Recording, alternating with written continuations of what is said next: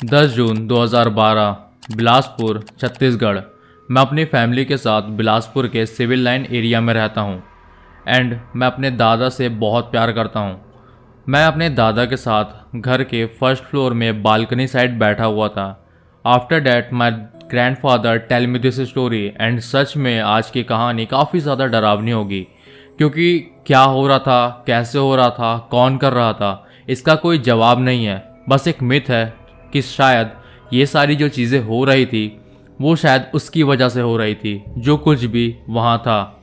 और ये कहानी शुरू होती है 1978 से, जब मेरे ग्रैंडफादर नए नए बिलासपुर में शिफ्ट हुए थे एंड वो नैनीताल में रहते थे।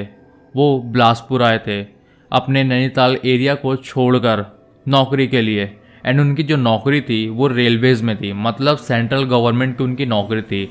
और उन्हीं के साथ उनकी पूरी फैमिली बिलासपुर में शिफ्ट हो गई थी जब उनकी जॉब रेलवे में लग गई थी। एंड बहुत खुशी का टाइम था, क्योंकि ग्रैंडफादर की जॉब लगना कोई छोटी मोटी बात नहीं थी, उस समय काफ़ी बड़ी बात थी। और जैसा कि आप सभी जानते हैं कि जो कोई भी सेंट्रल गवर्नमेंट जॉब करता है और ख़ास करके रेलवेज़ में, उनको एक घर अलग से घर अलॉट होता है। एंड वो जो घर था वो एक रेलवे कॉलोनी में था और उनको एक रेलवे क्वार्टर अलॉट किया गया था, जिसमें 2 रूम थे, एक किचन था, एक बाथरूम वगैरह था और एक बरांडा जैसा था, और साइड में एक गार्डन था, जो कि काफ़ी प्यारा घर था दादा के लिए। एंड उनके जो बेटे थे रंजीत, वो भी काफ़ी खुश थे, क्योंकि एक नए शहर में आना और एक नए स्कूल में दाखिला होने वाला था उनका।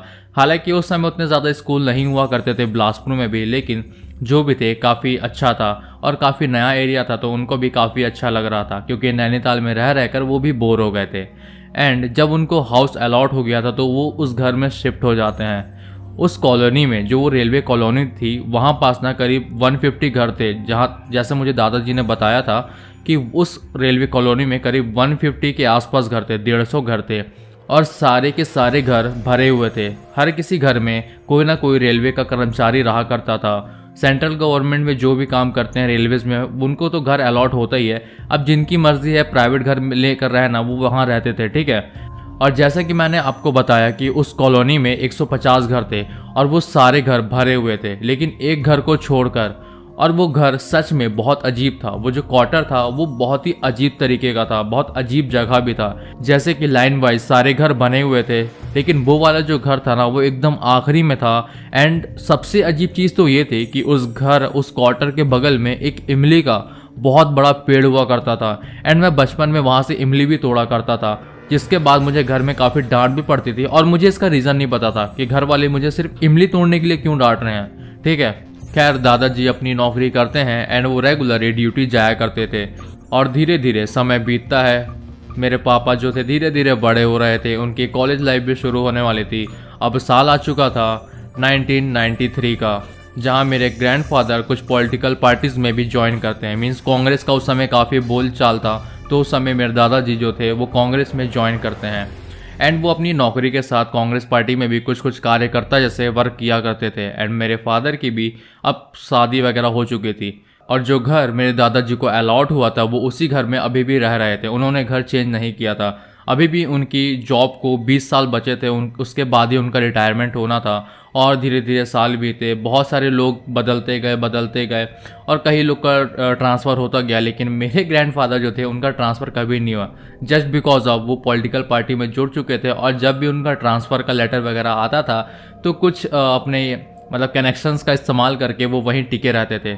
लेकिन इन सारी चीज़ों के बीच एक अजीब चीज़ होती थी। 20 से 25 साल बीत चुके थे, लेकिन अभी भी वो जो रेलवे क्वार्टर था जो सबसे आखिरी में था, वो अभी भी खाली था। और नहीं पता क्यों, आखिर क्यों उस रेलवे क्वार्टर में कोई क्यों नहीं रहता था। एक फैमिली आई ज़रूर थी, लेकिन उन्होंने 1 हफ्ते के अंदर उस क्वार्टर को खाली कर दिया था।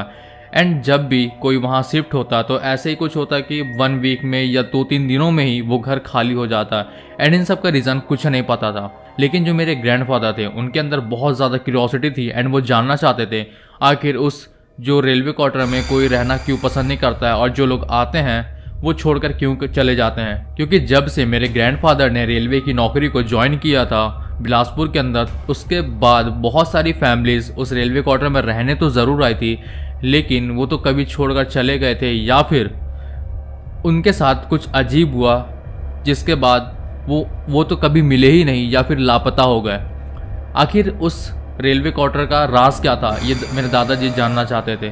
तो काफ़ी चर्चा होती थी उस रेलवे क्वार्टर की। तो मेरे ग्रैंडफादर जो थे वो आसपास के एरियाज़ में जाते घूमते फिरते, एंड कहीं ना कहीं से उनको एक ऐसी छोटी सी बात पता चली, ठीक है, जो सच में काफ़ी ज़्यादा भयानक थी एंड काफ़ी ज़्यादा हैरत अंगेज थी, जिसे सुनने के बाद मेरे ग्रैंडफादर भी एक्चुअली काफ़ी ज़्यादा डर गए थे।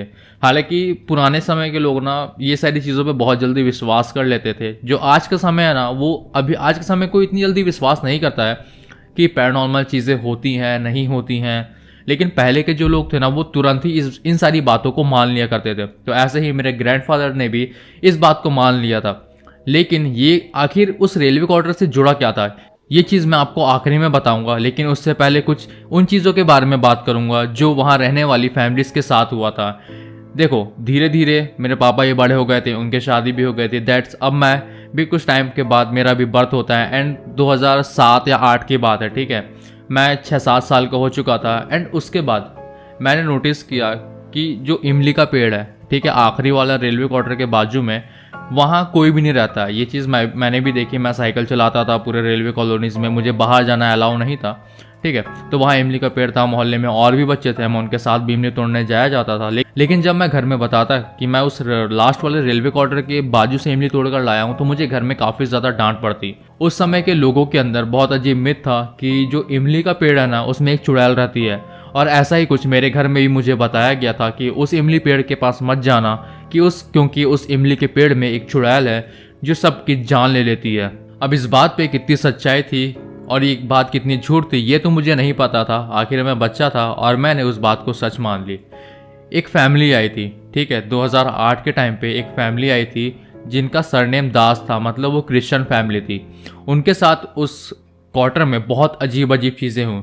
जो उनके फादर थे वो एज अ स्टेशन मास्टर थे। उनके फैमिली में ना टोटल 3 मेंबर थे। एक जो स्टेशन मास्टर थे जिनका वहाँ ट्रांसफ़र हुआ था, और उनकी वाइफ थी, और उनकी एक 6-7 साल की बेटी थी जो हालांकि मेरी फ्रेंड बन चुकी थी, ठीक है। 2-3 दिन वो लोग वहाँ स्टे कर चुके थे, एंड उसके बाद हमारी दोस्ती हो जाती है, ठीक है। उनके जो फादर थे वो मॉर्निंग में ड्यूटी में जाते, इवनिंग में घर आते, एंड जो उनकी वाइफ और जो उनकी बेटी थी वो ज़्यादातर घर में ही रहा करते थे। और उनकी जो बेटी थी वो मेरे घर खेलने आती थी, और कई बार मैं उनके घर खेलने जाता था। लेकिन मुझे मेरे दादाजी हमेशा डांटा करते थे कि उस घर में बेटा खेलने मत जाना।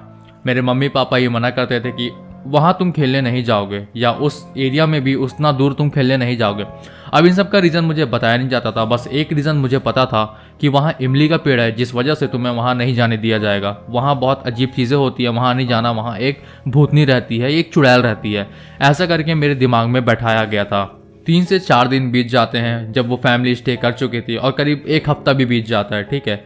अब धीरे धीरे चीज़ें बिगड़ने लगी थी। जो उनके घर में बेटी थी, जो मेरी फ्रेंड थी, उसको ना घर में अजीब अजीब चीज़ें दिखना शुरू होती हैं। वो बताती है कि मम्मी, वो लड़की मेरे साथ खेलना चाहती है, क्या मैं उसके साथ खेल लूँ? अब उनकी मम्मी भी शॉक्ड हो जाती हैं कि आखिर वो कौन है जिसके साथ वो खेलने के लिए कह रही है। उनकी मम्मी को लगता है शायद मेरी बेटी का वहम है, शायद वो मेरे से मजाक कर रही है। तो इन सारी चीज़ों को इग्नोर किया जाता है। एंड अब मेरा वहाँ जाना भी बंद हो चुका था, जिस वजह से उसकी फैमिली भी मेरे घर आने के लिए उसको मना करती थी। इसीलिए वो जो थी वो अब घर में ही रहती थी। बाय द वे, उस लड़की का नाम नेहा था, ठीक है। नेहा जो 7 साल की थी और मेरी फ्रेंड भी थी, जैसा कि मैंने आपको स्टार्टिंग में बताया। उसके बाद क्या होता है कि धीरे धीरे समय और बीतता है, करीब 2 हफ्ते बीत जाते हैं। अब चीज़ें थोड़ी सी और ज़्यादा ख़राब होने लगी थी। पहले तो जो नेहा थी वो कहती थी कि मेरी एक फ्रेंड है जो रात के समय खेलने आती है।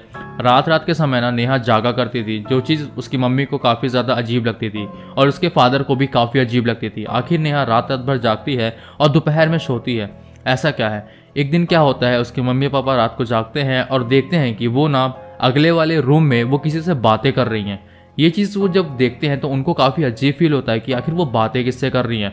जब उसके मॉम डैड नेहा के पास पहुंचते हैं तो पूछते हैं कि बेटा तुम किससे बात कर रही हो? तो नेहा कहती है मम्मी ये मेरी दोस्त है जो मेरे साथ खेलने आती है रोज़ रात को, हम दोनों साथ में रोज़ खेलते हैं। मैं आपको बताती हूँ बट आप मेरी बात नहीं मानती हो और मुझे डांट के चले जाती हो। जिसके बाद उसके मम्मी पापा को लगने लगा था कि शायद उस एरिया में वो बाहर खेलने नहीं जाती है, जिस वजह से उसके साथ कुछ मेंटली साइकोलॉजिकल इश्यूज़ हो रहे हैं नेहा के अंदर। जिसके बाद वो बाहर निकलना थोड़ा शुरू करती है एंड वापस से वो मेरे साथ खेलना शुरू करती है। तब वो मुझे बताती है कि मेरी एक फ्रेंड है जो रात के समय मेरे साथ खेलने आती है, और ये चीज़ मैं जाकर वापस घर में बताता हूँ कि दादाजी, वो नेहा कहती है कि उसके साथ एक लड़की रात को खेलने आती है। अब चीज़ें बिगड़ रही थी। मेरे दादाजी ने सख्त मना कर दिया था कि अब तुम उस लड़की के साथ बिल्कुल भी नहीं खेलोगे। उसके बाद क्या होता है कि जब उनके जो फादर थे वो स्टेशन मास्टर थे, जब वो जॉब कर रहे थे, तब उनके घर में जो उनकी वाइफ और उनकी जो बेटी नेहा थी वो अकेले थे। एक दिन क्या होता है कि जो उनकी वाइफ थी वो किचन में काम कर रही थी, तब उसे कुछ बेडरूम से आवाज़ें आती है। जब वो वहाँ जाकर देखती हैं तो जो सामान था बेडरूम का वो इधर उधर बिखरा हुआ था एंड जो नेहा थी वहाँ बैठी हुई थी। तो उन्हें लगता है कि नेहा ने सब कुछ बिगाड़ दिया है। एंड उसके बाद जो उनकी मम्मी थी वो नेहा को काफ़ी डांटती है कि बेटा तुम्हें ये नहीं करना चाहिए था, तुमने सारा सामान फैला दिया, तुमने मेरा काम बढ़ा दिया, ऐसा करके उसकी मम्मी बोल रही थी। बट नेहा कहती है कि मम्मी ये सब कुछ मैंने नहीं किया, वो तो मेरी दोस्त ने किया, वो खेल रही थी, उसका बॉल खो गया था तो वो ना ढूंढ रही थी, जिस वजह से सब कुछ फैल गया। अब नेहा को उसकी मम्मी बहुत डांटती है कि बेटा अब तुम्हारा ज़्यादा हो रहा है, तुम बहुत मजाक कर रही हो, बहुत मस्तीखोर हो गई है, तुम ये सब बातें छुपा रही हो, तुम अपने ऊपर ये सारी चीज़ों को ना डाल के किसी और पे डाल रही हो जो कोई है भी नहीं है इधर, ठीक है। तो अब चीज़ें और बिगड़ने लगती है। नेहा जो थी वो कहती थी नहीं मम्मी, मेरी दोस्त है, वही अपना बॉल ढूंढ रही थी जिसने सब खराब कर दिया। जिसके बाद जो नेहा की मम्मी थी वो उसको मार देती है, ठीक है, और वो रोने लग जाती है। उसके बाद नेहा की मम्मी उसको चुप कराती है एंड वो शांत कर देती है। फिर उसको अपने साथ किचन में लाने की कोशिश करती है, लेकिन नेहा कहती नहीं, मैं अपनी दोस्त के साथ खेलूंगी। अब नेहा की मम्मी ये बात उनके फादर को बताती है अगेन कि अब चीज़ें बिगड़ रही हैं एंड वो नेहा जो है ना वो पूरा घर का बिस्तर वगैरह पूरा सामान वगैरह बिखरा देती है और कहती है कि उसने नहीं किया है, उसकी कोई फ्रेंड है वो आके करती है, ठीक है। अब रात के समय क्या होता है कि नेहा वापस से अपने बेडरूम से गायब थी। उसको देखते देखते उसके मम्मी पापा बाहर बरामदे तक पहुंचते हैं एंड देखते हैं वो वापस से किसी के साथ खेल रही थी। लेकिन अब क्या था कि जो उनके फादर थे वो जॉब पर जाना बंद कर देते हैं, उनकी जो वाइफ थी वो भी घर में रहती थी और जो उनकी बेटी थी वो भी घर में थी। अब वो घर 3-4 दिनों के लिए एकदम पैक हो चुका था। मोहल्ले वालों ने उनको ना तो घर से बाहर निकलते देखा और ना ही घर के अंदर जाते हुए देखा। उन्हें लग रहा था कि शायद वो बाहर जा चुके हैं, लेकिन हकीकत कुछ और थी। उस रेलवे क्वार्टर के बगल में एक और क्वार्टर था। जिन्होंने पुलिस में कंप्लेन किया वो कहते हैं कि घर से उन्हें बहुत अजीब बदबू आ रही है। उन्हें ऐसा लग रहा था कि शायद कोई जानवर है जो अंदर मर चुका है, लेकिन किसी के भी घर को खुलवाना विदाउट उनके परमिशन के, तो ये सारी चीज़ें आ जाती हैं बीच में, जिस वजह से उन्होंने डायरेक्टली पुलिस को कॉल किया और वो बताते हैं कि घर के अंदर से बहुत अजीब स्मेल आ रही है। जिसके बाद पुलिस जो थी वो दरवाज़ा खोलती है, तोड़ती है एंड वो उस घर के रेलवे क्वार्टर के अंदर घुसती है। तब वो देखते हैं कि घर वगैरह पूरा छानते बीनते हैं। तब एंड में एक बेडरूम था जहां उन तीनों की बॉडी थी, डेड बॉडी थी। अब ये खबर पूरे बिलासपुर में फैल गई कि रेलवे कॉलोनी की एक साइड वाला जो घर है काफ़ी टाइम से बंद पड़ा था, वहाँ एक न्यू फैमिली आई थी एंड उनकी डेड बॉडी मिली। एंड कहीं ना कहीं मुझे ऐसा लग रहा था कि जो शायद नेहा मुझे बताने की कोशिश कर रही थी कि वो एक लड़की उसके साथ खेलने आती है एंड मुझे लग रहा था कि शायद उसी लड़की ने उन्हें उन सबको निपटा दिया है, मतलब मार डाला है। एंड मैं ये चीज़ें ग्रैंडफादर से बात करता हूँ तो वो कहते हैं कि नहीं बेटा ऐसा कुछ नहीं हुआ, वो शायद लोग बीमार थे, उनको हॉस्पिटल में एडमिट कराया गया है। मुझे उस समय उस बात को टलकाने के लिए ये कहा जा रहा था कि मैं वो सारी चीज़ें ना देखूं, क्योंकि वो सारी चीज़ें काफ़ी सेंसिटिव थी और उस एज में उस चीज़ को फेस करना, उस चीज़ को देखना शायद मेरे हेल्थ के लिए सही नहीं होगा, मेरे मेंटल के लिए सही नहीं होगा, मेरे माइंड के लिए सही नहीं होगा। जिस वजह से मेरे घर वाले और मेरे ग्रैंडफादर ने इस सारी चीज़ों को इग्नोर कर दिया एंड अगेन उस रेलवे क्वार्टर को बंद कर दिया गया। और ऐसे बहुत सारे इंसिडेंट हुए थे जब मेरे दादा बिलासपुर में एंटर किए थे, रेलवे में जब उनकी जॉब लग गई थी, जब वो उस कॉलोनी में रहना शुरू कर देते हैं। ये सारी चीज़ें मुझे उस समय नहीं बताई जा रही थी, ठीक है, मेरे से वो सारी बातें छुपाई जा रही थी जस्ट बिकॉज ऑफ क्योंकि मैं एक छोटा सा बच्चा था एंड बहुत ऐसे घटनाएं होती रही हैं उस रेलवे क्वार्टर में। लेकिन अब उनके पीछे की सच्चाई क्या थी, अब ये समय आ चुका है जानने का। जब मैं 2012 में जब अपने ग्रैंडफादर के साथ बालकनी में बैठा हुआ था, जैसे कि मैंने आपको स्टार्टिंग बताया, तब मेरे ग्रैंडफादर बताते हैं कि बेटा जो इंसिडेंट जो तुम्हारी दोस्त थी नेहा, उनके फैमिली एज अ डेड मिले थे बेडरूम के अंदर और उनके साथ कुछ अजीब हुआ था जो सच में कोई बता नहीं सकता कि आखिर उनके साथ क्या हुआ था, क्योंकि उन्हीं को पता था कि उनके साथ उस रात क्या हुआ था जो अगले दिन उनकी ऐसा बॉडी मिली, ठीक है। तो मैं दादाजी से पूछता हूँ कि दादा, मुझे जहाँ तक पता है कि वहाँ एक इमली का पेड़ था, ठीक है, वहाँ सब कहते थे और आप भी कहते थे, मम्मी पापा भी कहते थे कि वहाँ एक चुड़ैल है, क्या ये बात सच है? जिसके बाद मेरे ग्रैंडफादर कहते हैं कि बेटा ये तो नहीं पता, लेकिन आसपास के लोगों से मुझे पता चला था जब मैं नया नया शिफ्ट हुआ था, आखिर क्यों उस रेलवे क्वार्टर में कोई रहने क्यों नहीं जाता है। तब मेरे ग्रैंडफादर ने बताया कि जब बिलासपुर का वो एरिया डेवलप नहीं हुआ था तब वहाँ एक छोटा सा गांव हुआ करता था, ठीक है, वहाँ छोटे छोटे झोपड़ी हुआ करते थे, बहुत ग्रामीण टाइप के लोग रहा करते थे। तो उसमें से एक लड़की थी जिसका जो झोपड़ा था वो उस इमली पेड़ के नीचे था, ठीक है।